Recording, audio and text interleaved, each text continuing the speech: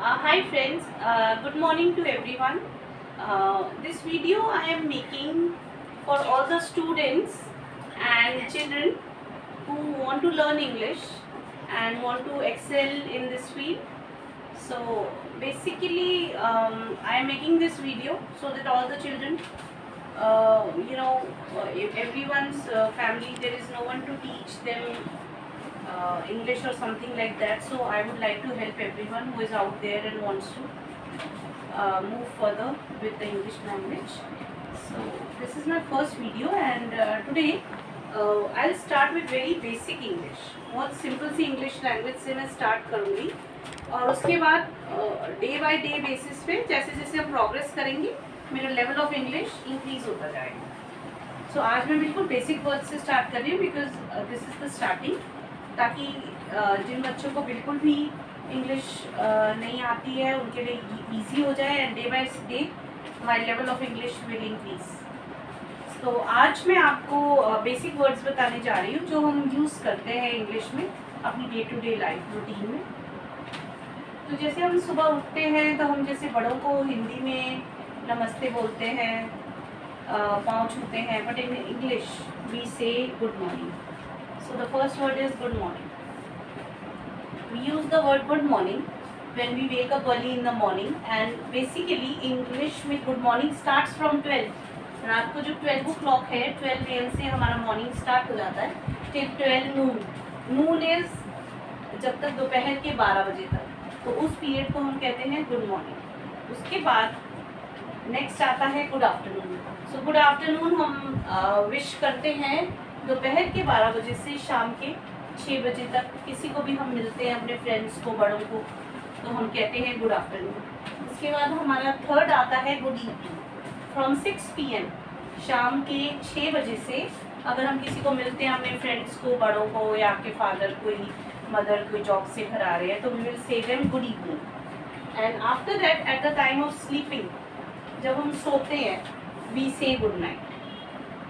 सो ये 4 basic words हैं जो हम यूज़ करते हैं विश करने के लिए बड़ों को या अपने फ्रेंड्स को. In English we use these words, in Hindi we use namaste and all like that. तो उसकी जगह पे हम ये वर्ड्स यूज़ करते हैं depending on what time you are meeting someone, कि आप किसी को किस टाइम पे मिल रहे हो. मॉर्निंग में मिल रहे हो तो आप कहोगे गुड मॉर्निंग, दोपहर को मिल रहे हो गुड आफ्टरनून, शाम को मिल रहे हो गुड इवनिंग, और रात को सोने के वक्त आप कहोगे गुड नाइट. तो ये तो हो गए 4 बेसिक वर्ड्स. उसके बाद आते हैं जैसे हम अपने बड़ों को एड्रेस कैसे करते हैं.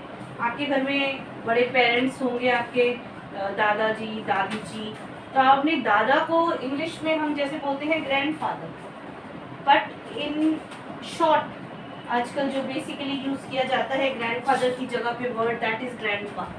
We use the word grandpa. Grandpa means grandfather. उसके बाद आ जाता है अगर आपकी दादी जी हैं तो आप अपनी दादी जी को क्या बोलोगे? Grand mother.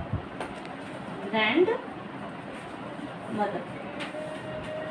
और ग्रैंड मदर को आप शॉर्ट में बोल सकते हो ग्रैंड माँ. आजकल शॉर्ट फॉर्म लोग यूज़ करते हैं ग्रैंड माँ, बट उनका मतलब यही होता है. अपनी दादी को आप इंग्लिश में बोलते हो ग्रैंड मदर, दादाजी को बोलते हो grand father. Now comes your relatives. आपके घर में आपकी ताई, चाची, मौसी, ये जो रिलेशंस होते हैं आपके घर में, आपकी बुआ, आपकी मौसी, कोई भी आपके घर में रिलेटिव्स आते हैं. In English there is just one word for that and that is aunt. You say aunt और आंटी. चाहे आपकी चाची हो, बुआ हो, ताई हो, कोई भी रिलेशंस हो, extended family, that is called aunt और आंटी. सेकेंड आता है आपको मिस्टर एंड मिसेस का रूल पता होना चाहिए. मिस्टर हम किसी भी मेल के आगे, किसी भी मेल के नेम के आगे लगाते हैं, और मिसेस हम लगाते हैं किसी भी फीमेल के नेम के आगे.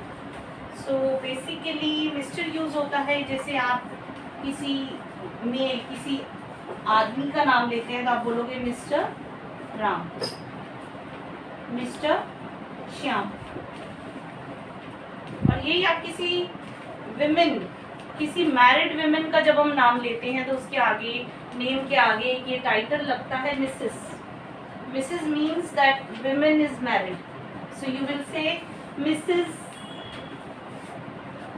रीता, मिसेस सुनीता.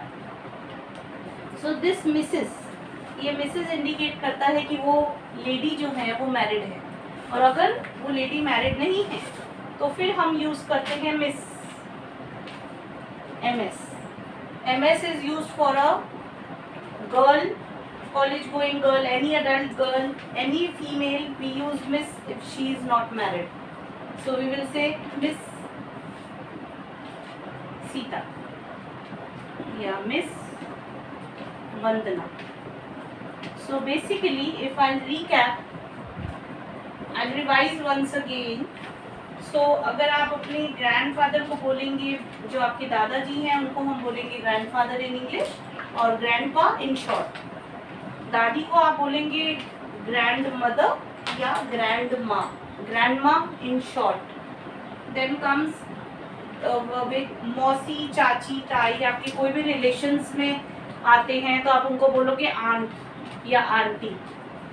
अब इसी के अंदर एक और है अंकल. आप अंकल बोलेंगे अगर आपके चाचा, मौसा,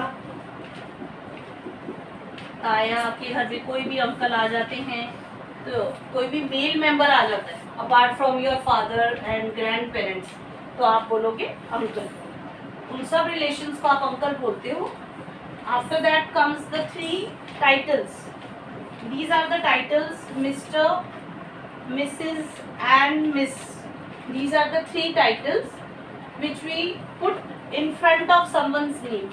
जो हम किसी के नाम के आगे लगाते हैं. Depending if it's a male member, we will write Mr. Ram, Mr. Sham.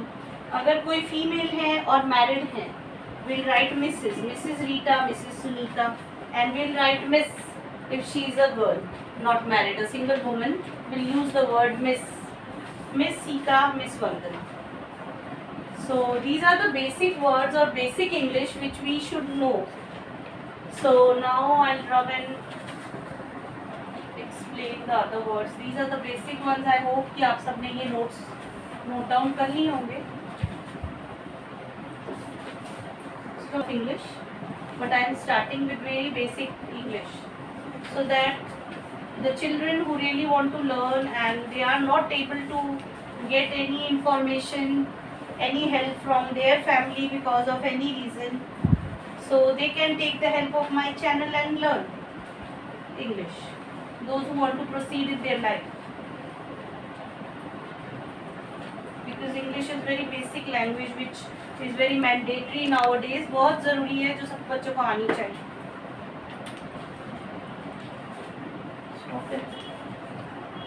तो फ्रेंड्स, नेक्स्ट वर्ड्स जो बेसिक वर्ड्स हैं जो डेली लाइफ में हम लोग यूज़ करते हैं इस हेलो और हाय.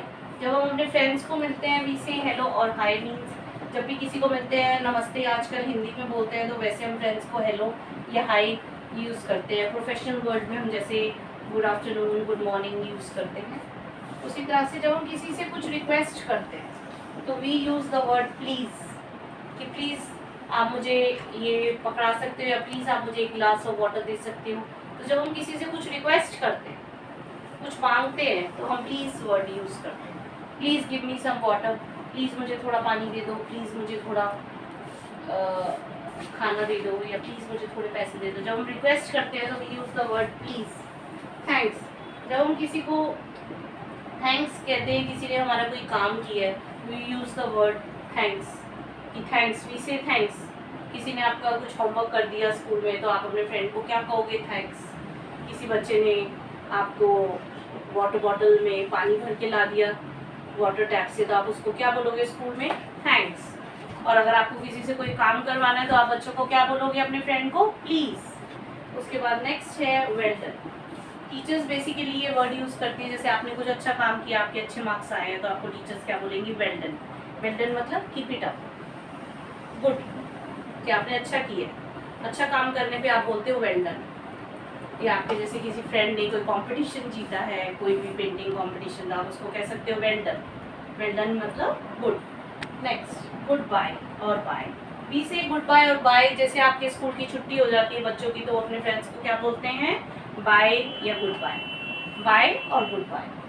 सो next is see you soon. जब आप किसी अपने रिलेटिव के घर जाते हो बहुत दिनों के बाद, तो फिर आप उनको, जब वो आपको बाहर आते हैं छोटे के लिए, तो आप उन्हें क्या कहोगे, सी यू सून, या आपको फिर मैं मिलता हूँ। या जैसे आप किसी से मिलने गए अपने दूर रिलेटिव से, तो फिर अब जब आप वापस घर आ रहे हो तो लास्ट में आप उनको क्या बोलोगे, क्या फ्रेज यूज करते हैं, सी यू सून, कि इसका मतलब होता है कि आपसे फिर दोबारा मिलेंगे। सो आई थिंक इतने बेसिक वर्ड्स आज के लिए लेसन 1 के लिए ठीक हैं। आप सब बच्चों को मैं कहूँगी कि आप लोग इन सबको रिवाइज करें, और अगर आपको मेरा ये एफर्ट पसंद आया हो, मेरा ये टीचिंग मेथड पसंद आया हो बच्चों को, तो सबको, जो भी मेरे व्यूअर्स देख रहे हैं, तो please like, share and subscribe my channel, and thanks for watching this channel. Thank you.